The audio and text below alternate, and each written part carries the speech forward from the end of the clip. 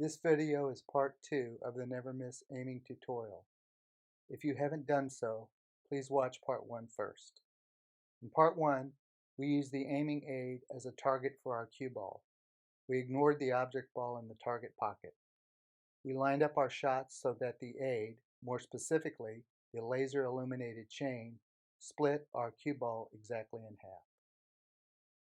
If we did that correctly, we pocketed the object ball on every shot, regardless of cue ball position. It didn't matter if the cut shot was a full ball hit, a very thin cut, or anything in between. Splitting our cue ball with the chain ensured that we pocketed the object ball.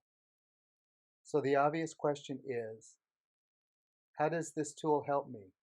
I can't set it up during a pool match or tournament. There are two answers to that question.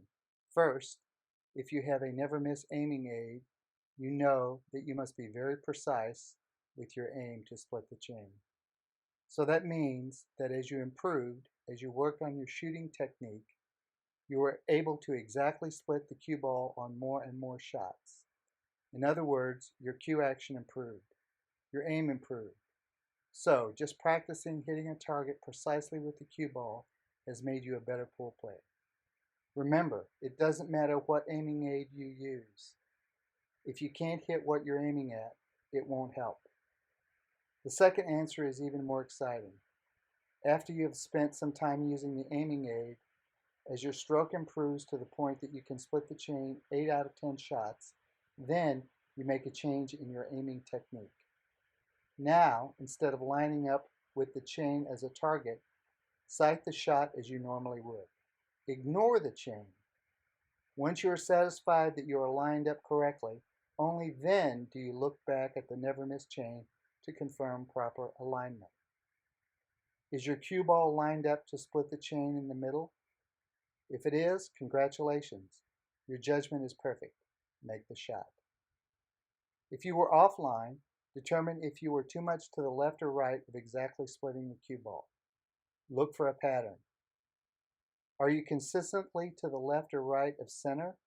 If so, you can see that you tend to undercut or overcut the ball. With a little more practice and paying attention to your alignment, you will be on your way to being a shot maker. One final thought on practicing with the NeverMiss Aiming Aid. We recommend that you set up the cue ball in a fixed location to start. Place the cue ball in a location where you expect to be able to make the shot about 40% of the time. The reason for this is, at a 40% success rate, you will make the shot enough times that you won't get frustrated with missing. But you will also feel that if you just work a little harder, you will be able to make the shot about 70% of the time or better. This will motivate you to keep at it. Also, by fixing both the cue ball and the object ball's location and making multiple attempts at the same shot, you will burn into your mind what the correct shot looks like, improving muscle memory. After you can make any given shot about 7 out of 10 times, you should then move to a more difficult shot. You can do that by making the cut shot more severe or by increasing the distance from the cue ball to the object ball. Good luck.